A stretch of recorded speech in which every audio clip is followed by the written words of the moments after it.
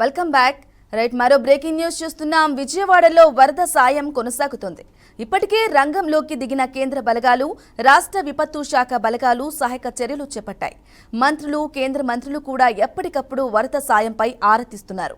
కేంద్ర విమానయాన శాఖ మంత్రి రామ్మోహన్ నాయుడు విజయవాడకు చేరుకున్నారు. వరద ప్రభావిత ప్రాంతాల్లో ఆయన పర్యటించనున్నారు. సీఎం చంద్రబాబుతో భేటీ అయ్యే అవకాశం ఉన్నట్లుగా తెలుస్తోంది.